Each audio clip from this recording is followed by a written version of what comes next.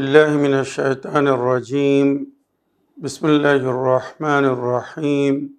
وصلى الله على محمد وعلى آله الطيبين الطاهرين الذين أذهب الله عنهم الرجس وطهرهم تطهيرا. اللهم صل على محمد وآل محمد.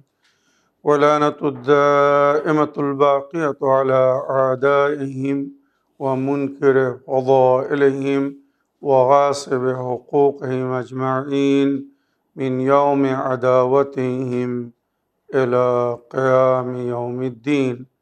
أما بعد عباد الله، أوصيكم ونفسي بتقوى الله، فإن التقوى خير الزاد وبها المعاد، وتنفع يوم لا ينفع فيه مال ولا بنون إلا من أتى الله بقلب سليم. وصلى الله على محمد وعلى آله الطيبين الطاهرين. اللهم صل على محمد وآل محمد وعجل فرجهم. আমার প্রিয় দর্শক ও শ্রোতাবৃন্দ, আসসালামু আলাইকুম ওয়া রাহমাতুল্লাহি ওয়া বারাকাতুহু। আপনাদের সকলকে আন্তরিক সালাম ও শুভেচ্ছা জানিয়ে আজকের অনুষ্ঠান ইসলাম ইন বাংলায় আপনাদেরকে স্বাগতম জানাই। আশা করি আপনারা যে যেখানে আছেন ভালো আছেন, কুশল ও মঙ্গলে আছেন, সুখে থাকুন, শান্তিতে থাকুন, সমস্ত প্রকারের দুঃখ কষ্ট থেকে মুক্তিতে থাকুন। আল্লাহ রব্বুল আলমিনের কাছে এই কামনা করি, যারা অসুস্থ আল্লাহ তাদেরকে সুস্থতা দান করুন, যারা ঋণে ভুগছে আল্লাহ তাদেরকে ঋণ মুক্তি করুন। ওইরূপ যাদের জীবনে কোনো প্রকারের অভাব বা অশান্তি আছে, আল্লাহ রব্বুল আলমিন তাদের সকলের জীবনে সুখ শান্তি দান করুন ও সকলের মনোকামনা আশাকে পূরণ করুন। আমাদের সকলকে সৎ পথে চলার, অসৎ পথ থেকে দূরে থাকার এবং এক অপরকে সৎ উপদেশ দেওয়ার তৌফিক দান করুন। আমরা যেন সত্য বা হক জিনিসকে জেনে শুনে মেনে তার উপরে আমাল করে সেটা অন্যদের সামনে তুলে ধরতে পারি বা সকলের কাছে পৌঁছে দিতে পারি। আল্লাহ রব্বুল আলমিন আমাদেরকে সেই মনোবল ও নেক তৌফিক দান করুন। আমিন ইয়া রাব্বাল আলামিন। এই দোয়ার সঙ্গে আজকের পর্ব শুরু করতে চলেছি। আপনাদের পাঠানো পেন্ডিং প্রশ্নের উত্তর দেওয়ার আগে আল্লাহ পাকের যে বিশেষ নামগুলোর ব্যাখ্যা করছিলাম, গতকাল আল লতিফুল খবির অর্থাৎ আল্লাহ রব্বুল আলমিন তিনি নিজের বান্দাদের উপরে মেহেরবান আর তিনি সকলের বিষয়ে পরিপূর্ণ জ্ঞান রাখেন, তিনি সমস্ত বিষয়ে অবগত। আজ আগের নামগুলো পড়তে চাই।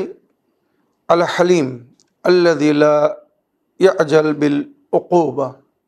হালিম মানে ধৈর্যধারী, সহনশীল। আল্লাহ রাব্বুল আলামিন এমন সহনশীল, তার বান্দারা এত ভুল করছে, এত পাপ করছে, তার হুকুমের বিরোধিতা করছে, তারপরেও কিন্তু আল্লাহ সঙ্গে সঙ্গে তাকে সাজা দিচ্ছে না। আজ আমাদের সন্তানাদিরা বা আমাদের অধীনে যারা আছে তারা যদি বারবার ভুল করে, তো এক সময় আমরা বিরক্ত হয়ে ধৈর্য হারিয়ে ফেলে তাদেরকে পানিশমেন্ট দিই বা শাস্তি দিই। আল্লাহ রাব্বুল আলামিন তার বান্দারা কত ভুল করছে, কত অন্যায় করছে, কত পাপ করছে, পাপের পরে পাপ করে যাচ্ছে, পাপের পরে পাপ করছে, অন্যায়ের পরে অন্যায় করছে, তারপরেও কিন্তু আল্লাহ তাদেরকে সঙ্গে সঙ্গে সাজা দিচ্ছেন না। সে যদি চায় যে কোনো মুহূর্তে যেই পাপ করেছে সঙ্গে সঙ্গে তার সাজা দিতে পারে, কিন্তু আল্লাহ রাব্বুল আলামিন হালিম অর্থাৎ উনি সহনশীল, ধৈর্যধারী, উনি বরদাস্ত করেন আমাদেরকে। অনেক অনেক সময় জুলুম অত্যাচার হতে দেখে, মানে আমরা তো মানুষ, সাধারণ মানুষ, আমাদের অন্তর কেঁদে ওঠে, কলেজা ফাটে জুলুম দেখে, অত্যাচার দেখে, যে আল্লাহ এই সমস্ত জালিমদেরকে এক্ষুনি সাজা দিচ্ছেন না কেন? এর ওপরে যদি এক্ষুনি বজ্রপাত হতো, এক্ষুনি যদি এর ওপরে আযাব আসতো, শাস্তি পেত, তো অন্যরা হয়তো ওই পাপ করতো না, ওই ভুল করতো না, ওই জুলুম বা অত্যাচার করতো না। কিন্তু হয়তো আল্লাহ আমাদের পরীক্ষা নিচ্ছেন যে আমরা এই সমস্ত জুলুম দেখে শুনে আমরা কি করছি। আমরা জুলুমের প্রতিবাদ কেন করছি না? আমরা অন্যায়ের প্রতিবাদ কেন করছি না? আমরা এই সমস্ত জুলুম অত্যাচার দেখে কেন নীরব আছি, চুপ হয়ে আছি? মনে রাখবেন, যেমন জালিমকে আল্লাহ সাজা দেবে পরকালে, ওইরূপ তাদেরকেও কঠোর সাজা দেওয়া হবে যাদের সামনে অন্যায় হচ্ছে, অবিচার হচ্ছে, জুলুম হচ্ছে, অত্যাচার হচ্ছে, আর তারা চুপচাপ দেখে যাচ্ছে, নীরব হয়ে আছে, নীরব বসে আছে। মনে রাখবেন। তো আল্লাহ আমাদেরকে নিজের সহনশীলতা বা ধৈর্যের মাধ্যমে সহ্য করছেন বা বরদাস্ত করছেন। তাই আল্লাহর নাম হচ্ছে হালিম। আল আযীম আল্লাযী লাহুল আযামাতুল মুতলাকা। আযীম সর্বশ্রেষ্ঠ, সর্বোত্তম, মানে সমস্ত বিষয়ে যিনি সবচেয়ে উচ্চ স্থান রাখেন, উনি হচ্ছেন আযীম। আমাদের মধ্যে আমরা অনেক মহাপুরুষকে আজিম বলে থাকি। উনি আজিম কাজ করে গেছেন, আজিম পদক্ষেপ নিয়েছিলেন। এগুলো কখন বা কাদের জন্য বলি? যখন কোনো ব্যক্তি নিজের ক্ষমতার বাইরের কোনো কাজ করে দেখায়, মানে সাধারণ মানুষ যেগুলো হয়তো করতে সক্ষম হয় না বা করতে পারে না, তাই তখন আমরা তাকে আজিম বলি। আর এই বিশ্বর সমস্ত জিনিস, এই বিশ্বে যত কিছু আমরা দেখছি, এগুলো আল্লাহর সৃষ্টি, আল্লাহর তৈরি, সব কিছু আল্লাহ বানিয়েছেন। তাই আমরা যখন নতুন নতুন জিনিস দেখি, অদ্ভুত জিনিস দেখি, তাই হাদিসে বলা হয়েছে তোমরা বলো আল আযামাতুলিল্লাহ, সমস্ত শ্রেষ্ঠতা সম্মান আল্লাহর জন্য, যিনি এই এত সুন্দর জিনিস বানিয়েছেন, এটা তৈরি করেছেন, এর সৃষ্টি করেছেন। অর্থাৎ আল্লাহর প্রশংসা করতে বলা হয়েছে, আল্লাহর শ্রেষ্ঠতা বা তার আজমত বা তার সম্মানের চর্চা করতে বলা হয়েছে। আল আযীম আল্লাযী লাহুল আযামাতুল মুতলাকা, সমস্ত প্রকারের সম্মান যার জন্য, সেই হচ্ছেন আযীম, আল্লাহ রাব্বুল আলামিন। আল গফুর আল্লাযী ইয়াগফিরুদ যুনুব, লা তাকনাতু মিন রাহমাতিল্লাহ ইন্নাল্লাহা ইয়াগফিরুদ যুনুবা জামিআ, ইন্নাল্লাহা গফুরুর রহিম ও ইন্নাহু গফুরুর রহিম। এইভাবে কোরআনের আয়াতের মধ্যে উল্লেখ হয়েছে যে তোমরা আল্লাহর রহমত থেকে নিরাশ হয় না, তওবা করো, ক্ষমা চাও, আল্লাহ তোমাদের সমস্ত গুনাহকে ক্ষমা করে দেবেন। তিনি বড় গফফার, মানে গফুর, অধিক ক্ষমা করনেওয়ালা, মাফ করনেওয়ালা। ইন্নাহু গফুরুর রহিম, উনি ক্ষমাশীল, মাফ করনেওয়ালা বা রহম করনেওয়ালা। তাই গফুর মানে অধিক মাফকারী বা ক্ষমাকারী, যিনি ক্ষমা করেন। আশ-শুকুর আল্লাযী ইয়াকবাল আল কলিল ওয়া ইজাজি আলাইহ। কত সুন্দর কথা! এই সমস্ত নামের অর্থ আমরা জানি না বলে হয়তো বুঝি না, কিন্তু যদি একবার জানি, শুকুর মানে কি? আল্লাহ নিজের বান্দাদের নেকিকে দেখে তাকে শুকরিয়া জানায়। আমরা আল্লাহর নেয়ামত পেয়ে তার শুকর আদায় করি বা শুকর আদায় করতে বলা হয়েছে।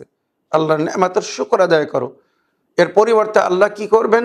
লা ইন শাকারতুম লা আযীদান্নাকুম, যদি তোমরা শুকর আদায় করো তো আমি তোমাদের নিয়ামতকে বৃদ্ধি করে দেবো, বেশি করে দেবো। এটাই হচ্ছে আল্লাহর হুকুম, আল্লাহর আদেশ, বা আল্লাহ বলেছেন।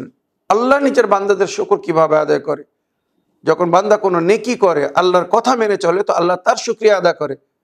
হ্যাঁ আমার বান্দা, তোমার আমি শুকরিয়া জানাচ্ছি, ধন্যবাদ জানাচ্ছি যে তুমি আমার কথা মেনেছো, আমার মনোনীত কাজ করেছো, আমার পছন্দিত কাজ করেছো, আমার ইবাদত করেছো, বা আমি যেগুলো করতে বলেছি তুমি সেগুলো করেছো। তো আল্লাহ আমাদের শুকর আদায় করে, তাই আল্লাহকে শুকুর বলা হয়।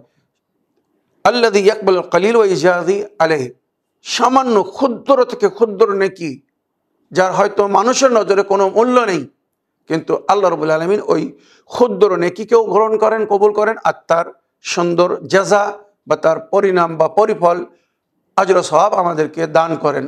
তাই আল্লাহ রাব্বুল আলামিনকে শাকুর বলা হয়েছে। মনে রাখবেন, আল্লাহ রাব্বুল আলামিন আমাদের শুকরিয়া কিভাবে আদায় করেন? আমাদেরকে নিয়ামত বৃদ্ধি করে দিয়ে।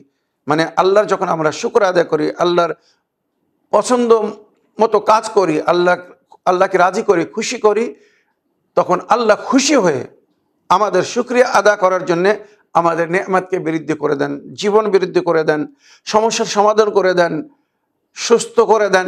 আমরা হয়তো জানি না, আমরা হয়তো মানি না যে আল্লাহ এইভাবে আমাদের শুকর আদায় করছেন, তার কথা মেনে চলছে বলে, তার মর্জির উপরে নির্ভর করে আছে বলে, তার উপরে ভরসা করে আছে বলে, তার ইচ্ছা মতো কাজ করছে বলে, বা যেগুলো তিনি পছন্দ করেন সেইগুলো করছে বলে আল্লাহ রব্বুল আলামিন তার পরিবর্তে আমাদেরকে কত নেয়ামত দিচ্ছেন আমরা জানি না।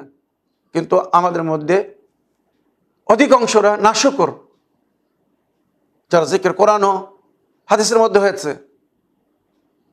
আল্লাহর খুব কম বান্দারা শুকরগুজার।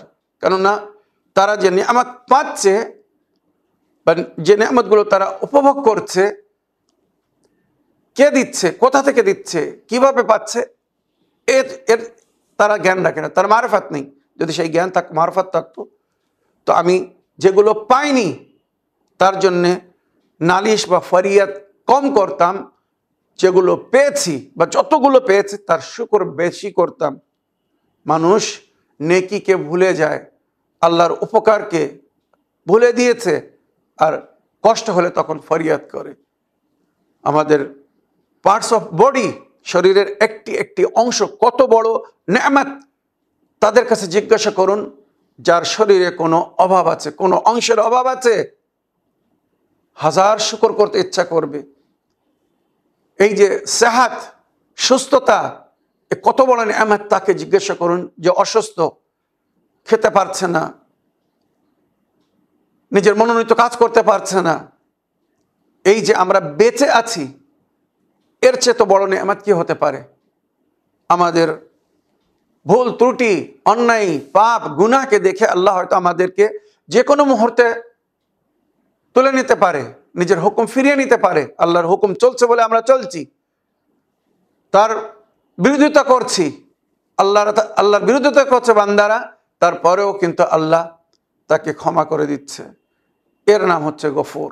অর্থাৎ আল্লাহ আমাদের গুনাহকে ক্ষমা করেন আর আমাদেরকে কৃপার নজরে রেখে আছেন। আর আল্লাহ আমাদের নেয়ামতের যেটা আমরা উপভোগ করছি, যখন তার শুকর আদায় করি বা তার ইচ্ছা মতো চলি, নামাজ পড়ি, রোজা রাখি, হজ করি, জাকাত দিই, বা যেগুলো আল্লাহ আমাদেরকে করতে বলেছেন, তখন আল্লাহ আমাদেরকে ধন্যবাদ জানান আর আমাদের নেকিকে বৃদ্ধি করে দেন, আমাদেরকে জীবনে অনেক কিছু দান করেন শুকরিয়া স্বরূপ। আল আলী আল্লাযী লাহুল উলু আল মুতলাক, আলী মানে সর্বোচ্চ, আল্লাহর চেয়ে তো উচ্চ কেউ নেই, আল্লাহর চেয়ে তো বুলন্দ মাকাম কারও নেই। আশা করি এই যে নামের ফজিলত বা নামের ব্যাখ্যা করলাম, এই সমস্ত নামের যদি কেউ সংখ্যা অনুযায়ী, প্রতি নামের একটি সংখ্যা আছে, আদাদ আছে, ওই অনুযায়ী যদি কেউ এই নামের বৃত্ত করে, তো এই সমস্ত নামের প্রভাব তার জীবনের উপরে আসবে, তার মধ্যে আসবে, তার উপরে পড়বে, আর আল্লাহ তখন তাকে সম্মানিত স্থান দান করবে। মানে তখন সে যা বলবে হয়তো তাই হয়ে যাবে। এগুলো আল্লাহর ওলিদের কাজ, এগুলো সাধারণ মানুষের কাজ না। আশা করি আপনারা এর থেকে লাভবান হয়েছেন বা লাভবান হবেন। আসুন এবারে আমি আপনাদের অডিও বা লেখা চিঠি পড়ে আপনাদের প্রশ্ন জেনে তার উত্তর দেওয়ার চেষ্টা করব। আগে একটি লিখিত চিঠি পড়ব, তারপর ইনশাল্লাহ ভয়েসমেল প্লে করব। সালামুন আলাইকুম, জনাব মাওলানা সাব্বির রেজা সাহেব, আমি নদিয়া জেলা থেকে সুরাজ শেখ বলছি। মাওলানা সাহেব, আমার প্রশ্ন হলো সূরা ফিলের আয়াতগুলো আপনি একটু ব্যাখ্যা করবেন। ওয়ালাইকুম আসসালাম ওয়া রাহমাতুল্লাহি ওয়া বারাকাতুহু। আমার প্রিয় ভাই সুরাজ শেখ সাহেব, আপনার চিঠি লেখার জন্যে এবং সূরা ফিলের ব্যাখ্যা জানার জন্য যে আবেদন করেছেন, ধন্যবাদ জানাই। সূরা ফিল পবিত্র কোরআনে বর্তমান সূচি বা তালিকা হিসাবে 105 নম্বর সূরা, এটি 30 পারায়, আর অবতীর্ণ হিসাবে এটা 19তম সূরা, 19 নম্বর সূরা। মক্কায় অবতীর্ণ হয়েছিল যে সময় আবরাহা বাদশাহ হাতির লস্কর নিয়ে পবিত্র কাবা ঘরকে ভাঙার জন্যে এসেছিল, সেই সময় এই সূরা অবতীর্ণ হয়। এই সূরাটির মধ্যে 5টি আয়াত আছে, 23টি শব্দ ব্যবহার হয়েছে আর 97টি অক্ষর ব্যবহার হয়েছে। আর এই সূরাটি অবতীর্ণ হওয়ার পিছনের ঘটনা হচ্ছে, এক সময় জনাবে আবু তালিব উনি প্রিয় নবীর কাছে আসেন আর এসে বলেন, আয় আল্লাহ নবী, আয় মোহাম্মদ, তুমি কি পুরো বিশ্বের জন্য নবী হয়ে এসেছো, না শুধু নিজের পরিবার নিজের বংশের জন্যে, মানে কোরাইশ বংশের জন্যে বা মক্কাবাসী যে শহরে তুমি জন্ম নিয়েছো বা যে শহর থেকে তোমাকে নবী করা হয়েছে? হুয়াল্লাযী বাআসা ফিল উম্মিয়িনা রাসূলাম মিনহুম, সেই আল্লাহ রাব্বুল আলামিন যিনি মক্কাবাসীদের মধ্যে থেকে একজনকে তাদের জন্যে নবী বা রসুল রূপে তাদের মাঝখানে পাঠিয়েছিলেন। হুয়াল্লাযী বাআসা ফিল উম্মিয়িনা রাসূলাম মিনহুম। তো জনাবে আবু তালিব জিজ্ঞাসা করলেন যে তুমি শুধু মক্কার জন্যে বা কোরাইশ বংশের জন্য নবী হয়ে এসেছো? তখন প্রিয় নবী করিম সাল্লাল্লাহু আলাইহি ওয়াসাল্লাম নিজের চাচাকে বলেছিলেন, না চাচা যান, আমার মিশন সকলের জন্য, আমি সমস্ত বান্দা, আল্লাহর যত সৃষ্টি এই দুনিয়ায় বা আল্লাহর বান্দারা আছে, আমি সকলের জন্য নবী হয়ে এসেছি। সাদা মানে পরিষ্কার কালো মানুষ বা আরব আজম যারা শহরে গ্রামে বা জঙ্গলে যে যেখানে বাস করছে, আমি সকলের জন্যে নবী হয়ে এসেছি। আমি ফারাস বা রোম, পারস্য বা রোম বিখ্যাত ছিল সেই সময়, আমি এদের সকলের জন্যে নবী হয়ে এসেছি আর সকলকে আমি আল্লাহর দিকে আমন্ত্রণ জানাতে চাই, আল্লাহর পথের দিকে দাওয়াত দিতে চাই। এই কথা শোনার পরে কোরাইশ জনাবে আবু তালিবকে কি বলছে, মানে নবীর বংশধারীরা, আয় আবু তালিব, শুনছো মোহাম্মদ কি বলছে? এই কথা যদি পারস্যবাসীরা শোনে বা ইটালিয়ান মানে রোমবাসীরা শোনে, তো ওরা এসে আমাদের উপরে আক্রমণ করবে। যদি মোহাম্মদ তাদের বিরুদ্ধে, তাদের আস্থা বা ভক্তির বিরুদ্ধে বা তারা যার উপাসনা করে, ইবাদত করে, যদি তার বিরুদ্ধে মোহাম্মদ কথা বলে, তো তারা আমাদের উপরে আক্রমণ করবে আর এসে হয়তো এই কাবা ঘরকে ভেঙে চুরে শেষ করে যাবে। তখন প্রিয় নবী করিম সাল্লাল্লাহু আলাইহি সাল্লাম তার উত্তরে এই সূরা পড়ে শুনিয়েছিলেন, তোমরা জানো না বা শোনোনি, আবরাহা এসেছিল কাবা ঘর ভাঙার জন্যে। কিছুক্ষণের মধ্যেই আল্লাহ আবাবিল পাখির মাধ্যমে তাদের চোঁচ বা ঠোঁটে ছোট ছোট পাথর নিয়ে এসেছিল, তারা সেই পাথর নিক্ষেপ করে হাতির লস্করকে, হাতি সবচেয়ে বড় প্রাণী বলা হয়, তাদেরকে কাসফিম মাকুল, চাবানো ভূষার মতো করে দিয়েছিল। ভয় করার কোনো প্রয়োজন নেই, পারস্যবাসীরা বা ইটালিয়ান মানে রোমরা আমাদের কিছু করতে পারবে না, না গোত্র হিসেবে কোরাইশ বংশের ক্ষতি করতে পারবে, না পবিত্র কাবা ঘরের কোনো ক্ষতি করতে পারবে। যার ঘর আল্লাহ, সেই ঘরের মালিক, নিজের ঘরের সে নিজে হেফাজত করবে। যেটা আমার দাদা আব্দুল মুত্তালিব বলেছিলেন আবরাহাকে, আমি উটের মালিক, আমার উট আমাকে ফিরিয়ে দাও, কাবা ঘরের একজন প্রতিপালক আছে, রব আছে, মালিক আছে, সে নিজের ঘরের রক্ষা করবে। কত বিশ্বাস ছিল জানাবে আব্দুল মুত্তালিবের নিজের প্রতিপালকের ওপরে, যেটা উনি বলেছিলেন সেটাই হয়েছিল, মনে রাখবেন। তো এই সূরা নবী করিম সাল্লাল্লাহু আলাইহি ওয়াসাল্লাম পড়ে শুনিয়েছিলেন। এবারে এই সূরার ফজিলত হিসেবে বলা হয়েছে, কেউ যদি সূরায়ে ফিলের তেলাওয়াত করে ফরজ নামাজে, তো কিয়ামতের দিনে সমস্ত জিনিস ওই ব্যক্তির সম্পর্কে সাক্ষী দিবে যে এ নামাজি, মানে নামাজে যদি কেউ তেলাওয়াত করে তো সমস্ত জিনিস তার নামাজি হওয়ার সাক্ষী দেবে। এবং কিয়ামতের দিনে একজন মুনাদি মানে ব্যক্তি বা একজন ফেরেশতা আল্লাহর তরফ থেকে ওই ব্যক্তির সম্পর্কে সাক্ষী দেবে যে একজন নামাজি মুমিন হাশরের ময়দানে এসেছে, আর তার গওয়াহ আল্লাহ কবুল করবে, আর তার নামাজির রূপে अल्लाह कबूल करबे और ताके जन्नतबासी करबेन और उसे बेहश्त ले जाओ और उन लोगों में से है जिसके काम और ख़ुद उसको अल्लाह पसंद करता है। और जो प्रतिदिन सूरह कुरैश तिलावत करबे तो अल्लाह रब्बुल आलामीन तार सम्पर्के फरिश्तादेरके জান্নাতে নিয়ে যাও, কেননা এই ব্যক্তি আমার মনোনীত বা পছন্দিত ব্যক্তি, যে সব সময় আমাকে স্মরণে রেখেছিল। আমার ক্ষমতাকে সমুন্নত রেখেছিল। और बाज़ रवायत में सूरह को फील की तिलावत के लिए খাস জিকির হয়, মানে সূরা ফিলের তেলাওয়াতের হুকুম দেওয়া হয়েছে শত্রুর আঘাত থেকে মুক্তি পাওয়ার জন্য। সূরা ফিল যদি কেউ পড়ে কোনো শত্রুর আক্রমণ থেকে, আঘাত থেকে মুক্তি পাওয়ার জন্য, তো যেমন আল্লাহ আব্রাহার লস্করকে শেষ করে দিয়েছিল, ওইরূপ আমার বা আপনার দুশমনকে আল্লাহ দমন করে দেবে। ওইরূপ পানিতে ডোবার যদি ভয় হয় তো এই সূরা তেলাওয়াত করলে পানিতে ডোবা থেকে বেঁচে যাবে। ওইরূপ আল্লাহ রাব্বুল আলামিন তার জীবনকে বৃদ্ধি করে দেবে।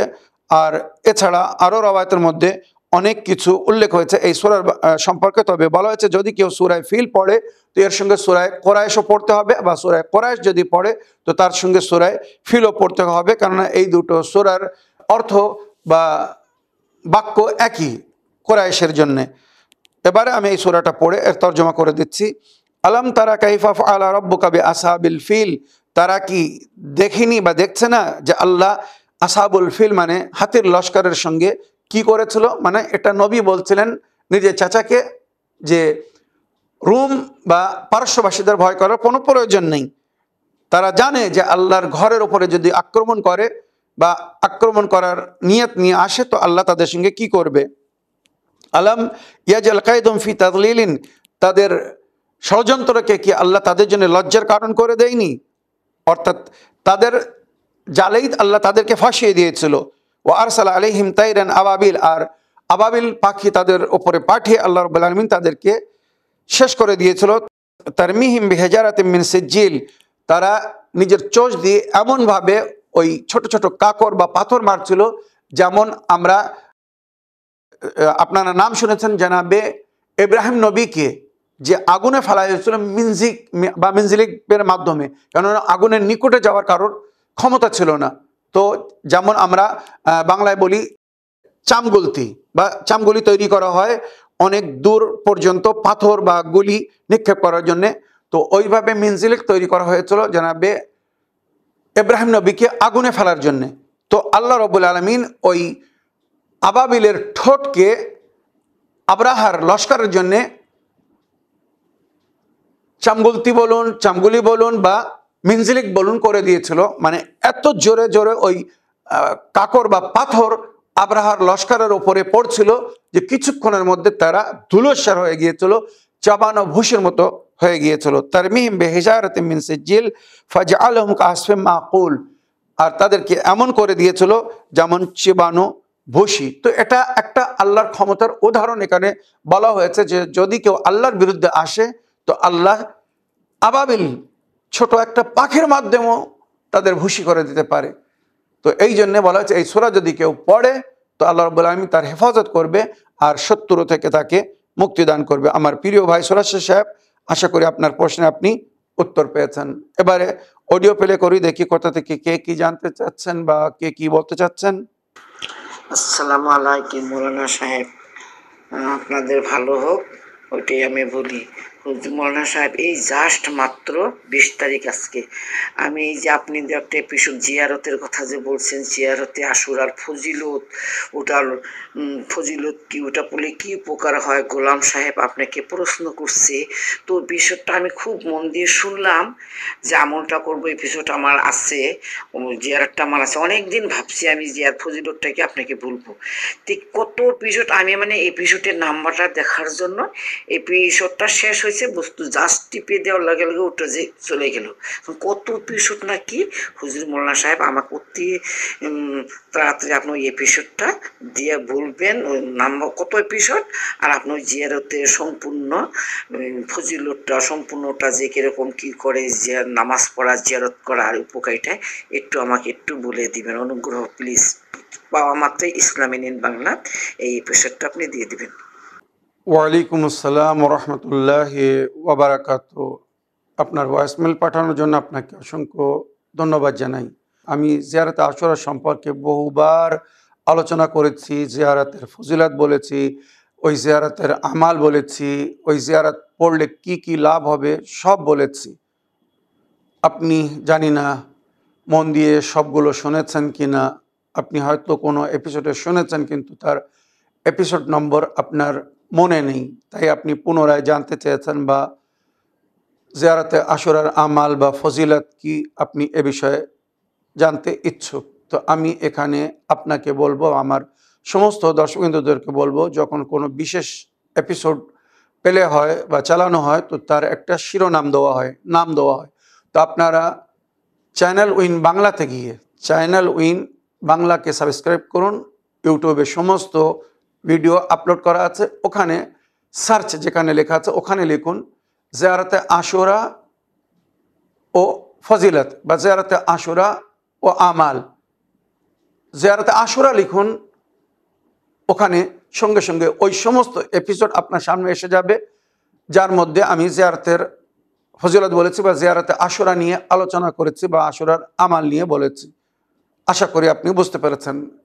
তবুও আরও একবার আপনার উত্তরে আমি জিয়ারতে আশুরার ফজিলত বা জিয়ারতে আশুরা পড়লে কী লাভ হবে, যেটা ইমামে বাকের আলাইহিস সালাম বলেছেন মফাতুল জানান বা সমস্ত জিয়ারতের বাবে যেখানে জিয়ারতে আশুরা দোয়া আছে তার ওপরে এই সমস্ত গুণাবলীগুলো, এই উপকারিতা বা এই লাভ বা এই ফজিলতের জিকির ওখানে দোয়া আছে। 1 নম্বর, জিয়ারতে আশুরা পড়লে রুজিতে বৃদ্ধি হয়, জীবন বৃদ্ধি হয়, মনোকামনা আশা পুরো হয়, আল্লাহ তার গুনাহকে ক্ষমা করেন, আল্লাহর সে নিকটতম হওয়ার সুযোগ পাবে বা সুযোগ পায়, গায়েব থেকে আল্লাহ তার রক্ষা করবেন, তার মদত করবেন, ইমাম হোসেন আলাইহিস সালামের মনোনীত বা পছন্দিত বান্দা হয়ে যাবে, মানে অনুগামী বা অনুসারী হয়ে যাবে। ওইরূপ ইমাম হোসেন আলাইহিস সালামের জায়েরদের মধ্যে তার গণ্য হবে, এটা বড় সম্মানিত স্থান। ইমাম হোসেন আলাইহিস সালামের জায়েররা আলামে বারজাখে কবরে সবচেয়ে শান্তিতে থাকবে, মানে রাজার অধীনে যেমন প্রজারা থাকে ওইরূপ ইমাম হোসেন আলাইহিস সালামের জায়েররা পরকালের মানে আলামে বারজাখের রাজা হচ্ছেন ইমামে হোসেন আলাইহিস সালাম, রওয়ায়াতের মধ্যে যার উল্লেখ হয়েছে। তো সেই রাজার প্রজা হয়ে বা সেই রাজার অধীনে থাকবে, আর সমস্ত প্রকারের কষ্ট থেকে সে মুক্তিতে থাকবে, কবরের কোনো চিন্তা হবে না তার, এত ফজিলত জিকির রয়েছে। তবে একটা জিনিস এখানে বলে দেই, শুধু জিয়ারত মুখে পড়লে হবে না, প্র্যাকটিক্যাল হতে হবে। জিয়ারত পড়ে বুঝে কেন ইমাম হোসেন আলাইহিস সালাম কারবালায় গিয়েছিলেন, কেন ওই কোরবানি দিয়েছিলেন, সেই সমস্ত মিশনগুলোকে নিজের জীবনের অংশ করতে হবে, তাহলে আমরা হকিকি জায়ের হতে পারবো। শুধু মুখে জিয়ারত পড়া যথেষ্ট নয়, তার জন্য প্র্যাকটিক্যাল হতে হবে। কারবালার শহীদরা যে আল্লাহর পথে জীবনদান দিয়েছিলেন, কারবালার প্রান্তরে উৎসর্গ হয়েছিলেন, তাদের ইচ্ছা কী ছিল, মিশন কী ছিল, হদফ বা টার্গেট কী ছিল, উদ্দেশ্য কী ছিল, সেইগুলো জানতে হবে। তাই ইমাম হোসেন আলাইহিস সালামের জিয়ারতের বাবে প্রায় সমস্ত জায়গায় লেখা হয়েছে মারেফাতের সঙ্গে জিয়ারত করো। মারেফাতের সঙ্গে জিয়ারত করো মানে কি? ইমাম হোসেন কে ছিলেন, কোথায় ছিলেন, উনি কে, ওনার পরিচয় কি, উনি কারবালায় কেন গিয়েছিলেন, কি জন্য উৎসর্গ হয়েছিলেন, কি জন্য শাহাদাত পেশ করেছিলেন, এই সমস্ত বিষয় জানার পরে যদি কেউ অন্তর থেকে ইমামের জিয়ারত করে, তখন তার জন্য বলা হয়েছে এই ব্যক্তি মরার পরে কোনো সাজা পাবে না, কোনো শাস্তি পাবে না, তার কবরের সম্পর্কে কোনো চিন্তার প্রয়োজন নেই। ইমাম হোসেন স্বয়ং তার কবরে আসবেন তার জিয়ারত করার জন্য, যেটা ইমাম হোসেন নিজে বলেছিলেন শাহাদাতের আগে, মানজারানি যুরতুহু ফি কবরি, যে আমার জিয়ারত করবে আমি তার কবরে তার জিয়ারত করতে আসব। তো ইমাম হোসেন আলাইহিস সালাম তাকে পছন্দ করেন, আর ইমাম হোসেন আলাইহিস সালাম এবং সমস্ত মাসুমিন তার থেকে রাজি হন যে জিয়ারত আশুরা পড়ে। সৈয়দা জাহরা সালামুল্লাহ আলাইহা আর জনাবে রাসূল খুদা সাল্লাল্লাহু আলাইহি ওয়াসাল্লাম তার শেফাত করবেন, জান্নাত আল্লাহ তার জন্য ফরজ করে দেবেন, আযাবে কবর থেকে সে নেজাত পাবে, পুলে সিরাত যখন সে পার করবে তো মাওলা আলী আলাইহিস সালাম তার মদত করবেন। ওইরূপ যুগের ইমাম তার উপরে কৃপার নজর করবেন, কারণ যুগের ইমাম বারবার বলেছেন যদি তোমরা আমার সঙ্গী বা সাথী হতে চাও তো আমার জাতি ইমাম হোসেন আলাইহিস সালামের মিশনকে স্মরণ করো। আর যেমন সাথী আমার দাদা ইমাম হোসেন পেয়েছিলেন, যেটা নিয়ে ইমাম হোসেন আলাইহিস সালাম গর্ব করেছিলেন যে আল্লাহ যেমন সাহাবা সাথী আমাকে দিয়েছেন, না আমার বাবাকে দিয়েছিলেন, না আমার নানাকে দিয়েছিলেন, না আমার ভাইকে দিয়েছিলেন। নানার সাহাবিরা নানার সঙ্গে বিশ্বঘাতক বা আশাঘাতকের কাজ করেছে, মাওলা আলীর সাহাবিদের মধ্যেও অনেকেই মাওলা আলীর সঙ্গে বিশ্বঘাতকতা করেছে, ইমাম হাসান আলাইহিস সালামের সাহাবীরাও ইমাম হাসান আলাইহিস সালামের সঙ্গে বিশ্বাসঘাতকতা করেছে বা শত্রুর মতো করেছে। নবীর সাহাবী, মাওলা আলীর সাহাবী বা ইমাম হাসান আলাইহিস সালামের সাহাবীদের মধ্যে বহু মুনাফিকরা ছিল, কিন্তু ইমাম হোসেন আলাইহিস সালামের সাহাবীরা পিওর খাঁটি মুমিন ছিলেন। ইমাম হোসেন তাদেরকে বারবার যাওয়ার জন্য বলছিলেন, কিন্তু কেউ পালায়নি, কেউ ইমাম হোসেনকে ছেড়ে যায়নি। তাই ইমাম হোসেন আলাইহিস সালাম বলেছিলেন যে আল্লাহ যেমন সাথে আমাকে দিয়েছেন এমন কাউকে দেননি। তাই ইমাম জামান আলাইহিস সালাম বলেছেন যে যদি তোমরা আমার জাদ ইমাম হুসাইনের মিশনকে স্মরণ করো, উদ্দেশ্যকে স্মরণ করো, ওনার সাথীরা কেমন ছিল যদি তা স্মরণ করো আর সেই মারেফতের সঙ্গে জিয়ারত করো, তো আল্লাহ তোমাদেরকে আমার সাথী করবে। তোমরা আমার সাহাবী বা সাথী হওয়ার সুযোগ পাওয়া, কেননা আমার সাথীরাও এমন হবে যারা আমাকে ছেড়ে পালাবে না, ভয়ে পালাবে না, দুনিয়ার মোকাবেলা করবে, শত্রুদের মোকাবেলা করবে, জুলম ও অত্যাচারের বিরুদ্ধে কান্নাহুম বুনিয়ানুম মারসুস, যার জিকির কোরআন হাদিসের মধ্যে হয়েছে, সীসা পিলাই দেওয়ারের মতো তারা দাঁড়িয়ে থাকবে। তো ইমাম জামান আলাইহিস সালামের বিশেষ নজর বা কৃপা নজর হবে তার উপরে। আল্লাহ আপনি খাস বান্দোं में शामिल कर लेता है। আর যে ব্যক্তি জিয়ারত আশুরা পড়ে আল্লাহ তাকে নিজের বিশেষ বান্দাদের মধ্যে গণ্য করেন। তো এই সামান্য কিছু ফজিলত বললাম, এছাড়া আরো অনেক ফজিলত বা জিয়ারতের বিষয়ে বলে রেখেছি। এবারে জিয়ারতের আমাল এইভাবে করতে হবে, যখনই আপনি জিয়ারত পড়বেন, বিশেষ করে শুক্রবারের দিন আসরের সময়, যে সময় ইমাম হোসেন আলাইহিস সালামকে শহীদ করা হয়েছিল, সর্বোত্তম সময় বলা হয়েছে জিয়ারতে আশুরা পড়ার জন্য। তো শুক্রবারে আসরের সময় যদি পড়তে পারেন খুব ভালো। তাছাড়া যে কোনো দিন যে কোনো সময় আপনি পড়তে পারবেন। জিয়ারতের নিয়াত করে জিয়ারত পড়বেন, তারপরে 2 রাকাত জিয়ারতের নামাজ পড়ে, আমি 2 রাকাত নামাজে জিয়ারতে ইমাম হোসেন আলাইহিস সালাম পড়িতেছি কুরবাতান আল্লাহ, সকালের নামাজের মতো 2 রাকাত নামাজ পড়ে ইমাম হোসেন আলাইহিস সালামের রূহকে হাদিয়া করবেন। তারপরে ইমাম হোসেনকে ওসিলা করে বা পঞ্চতন পাক আহলে বাইতকে ওসিলা করে আল্লাহর কাছে দোয়া করবেন। দেখবেন কিভাবে আল্লাহ রাব্বুল আলামিন মনোকামনা, আশা ও ইচ্ছাকে পূরণ করবেন। আশা করি আপনার প্রশ্নে আপনি উত্তর পেয়েছেন। আর একটা অডিও নিয়ে দেখি কোথা থেকে কে কি বলতে চাচ্ছেন। আসসালামু আলাইকুম হুজুর, আমি উত্তর 24 পরগনা থেকে বিনু মমতাজ বলছি। আশা করি আপনি ভালো আছেন, সুস্থ আছেন। আমিও সুস্থ আছি, ভালো আছি। হুজুর, আপনার কাছে আমার একটা প্রশ্ন আছে। আমার একটা যা খুবই অসুস্থ, ওর কি শরীর খারাপ হয়েছে কিছুই ডাক্তাররা ধরতে পারছে না। ওর সারা শরীরে এবং বিশেষ করে পেটের মধ্যে সূচ ফোটার মতো যন্ত্রণা হচ্ছে, ব্যথা করছে, এবং ও খেতেও পাচ্ছে না, ঘুমাচ্ছে না, একদম বিছনা থেকে উঠতেই পারছে না। এবং মৌলবীরা বলছেন যে কড়া বান মারা হয়েছে, ওই জন্য কোনো রোগ ধরতে পারছে না। এমআরআই করেছে, বায়োপসি করেছে এবং ইউএসডি করেছে, সবই পরীক্ষা সব কিছুই করেছে, বারবারই করা হয়েছে, কিন্তু কোনো রোগই ধরতে পারছে না। আপনি দয়া করে এর কারণটা কি এবং কিভাবে সুস্থ হবে একটু উপায় বলে দেবেন। আসসালামু আলাইকুম রহমতুল্লাহ বারাকাতুহু। ওয়ালাইকুম আসসালাম রহমতুল্লাহি ওয়া বারাকাতুহু। আমার প্রিয় বোন, আপনার যা যিনি অসুস্থ, আল্লাহ রাব্বুল আলামিন ওনাকে দ্রুত সুস্থতা দান করুন। আমি খুব সহজ উপায় বলে দিচ্ছি, দুটো উপায় বলে দিচ্ছি, একটি ন্যাচারাল ট্রিটমেন্ট আর একটি রুহানি চিকিৎসা। কিচ্ছু করা লাগবে না, শুধু 3 দিন, খুব বেশি 7 দিন এটা করতে হবে। আমার পরিপূর্ণ বিশ্বাস আপনার যা 100% সুস্থ হয়ে যাবেন। 1 নম্বর, যদি ওনার আকিকা না হয়ে থাকে তো সঙ্গে সঙ্গে ওনার আকিকা করতে বলুন। আর যদি আকিকা হয়ে থাকে তো ওনার নামে একটি কুরবানি করতে বলুন, ওনার জানের বদলে একটি কুরবানি করতে বলুন। ইনশাল্লাহ বালা ও মুসিবত দূর হয়ে যাবে। আর তাছাড়া যদি কেউ কিছু করে থাকে, জাদু টোনা টোটকা কেউ যদি কিছু করে থাকে, তো হযরত আলী আলাইহিস সালাম বলেছেন বিসমিল্লাহ ওয়া বিল্লাহ, বিসমিল্লাহ ওয়া মাশা আল্লাহ, বিসমিল্লাহ ওয়ালা হাওলা ওয়ালা কুওয়াতা ইল্লা বিল্লাহ। ক্বালা মূসা মা জি'তুম বিহি সিহরা ইন্নাল্লাহা সাইয়ুবতিলুহু ইন্নাল্লাহা লা ইউসলিহু আমালাল মুফসিদিন ফাওয়াকাল হক ওয়া বাতালা মা কানু ইয়ামালুন ফাগুলিবু হুনালিকা ওয়ানকালাবু সাগিরিন। এই দোয়াটা লিখে ওনার কাছে রাখতে বলুন।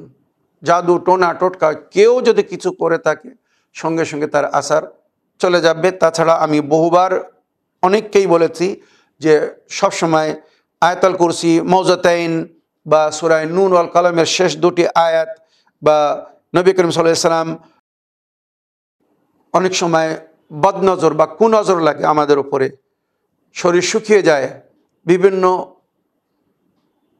আমরা কষ্ট পাই, পীড়িত হই। তাই নবী করিম সাল্লাল্লাহু আলাইহি ওয়াসাল্লাম বলেছিলেন যে এমন যদি অবস্থা হয় তো এই দোয়া পড়ে নিজের উপরে দম করে নেবে বা পানিতে পড়ে ওই পানি পান করলে সঙ্গে সঙ্গে সুস্থ হয়ে যাবে। আল্লাহুম্মা রাব্বা মাতারিন হাবিসিন ওয়া হাজারিন ইয়াবিসিন ওয়া লাইলিন দামিসিন ওয়া রাতাবিন ওয়া ইয়াবিসিন রুদ্দা আইনাল আইন আলাইহি ফি কাবাদিহি ওয়া নাহরিহি ফারজি'ল في قبضه ونهره وماله فارجع البصر هل ترى من فطور ثم ارجع البصر كرتين ينقلب إليك البصر خاسئا وهو حسير। তাছাড়া নবী করিম সাল্লাল্লাহু আলাইহি ওয়াসাল্লাম বলেছেন আল্লাহুম্মা যা সুলতানিল আযীম ওয়াল মান্নিল কাদিম ওয়াল ওয়াজহিল করিম যাল কালিমাতিত তাম্মাতি ওয়াদ দাওয়াতিল মুস্তাজাবাত আফে, এখানে আপনার যার নাম নিতে হবে, অমুককে আল্লাহ নেজাত দান করুন মিন আনফুসিল জিন্নে ওয়া আয়ুনিল ইনসে, জিনের শর থেকে বা মানুষের নজর থেকে।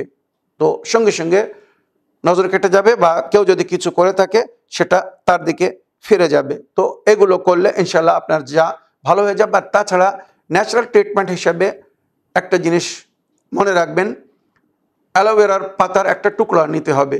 মনে করুন এত বড় একটা টুকরো নিলেন অ্যালোভেরার পাতা, যার মধ্যে রস থাকে, জেল থাকে। ওই পাতা মানে ওই সবুজ পাতা কুচি কুচি করে কেটে 1 গ্লাস পানিতে ভিজিয়ে দিন, কি 1 জগ পানিতে ভিজিয়ে দিন। ওটা কিছুক্ষণের মধ্যে মেল্ট হয়ে যাবে, মানে মিক্স হয়ে যাবে, ঘুলে যাবে পুরো। এবারে ওর সঙ্গে সামান্য কালো নমক বলে বিট লবণ, ওটাকে মিক্স করে 7 বার সূরা আলহাম আর 1 বার আয়াতুল কুরসি, একবার মৌজাতাইন মানে কুল আউযু বিল ফালাক, কুল আউযু বিন নাস আর সূরা কুরাইশ লি ইলাফি কুরাইশিন, এই সূরা পড়ে দম করে পান করিয়ে দিন। 3 দিন করলে 4র্থ দিন করার প্রয়োজন হবে না। সকাল সন্ধ্যা এটা পান করতে বলুন। খুব বেশি 1 সপ্তাহের মধ্যে ইনশাআল্লাহ আপনার যা পরিপূর্ণ সুস্থ হয়ে যাবেন। আশা করি আপনার প্রশ্নের আপনি উত্তর পেয়েছেন। এখানে একজন আমার বোন, উনি চিঠি লিখেছেন কুচবিহার থেকে।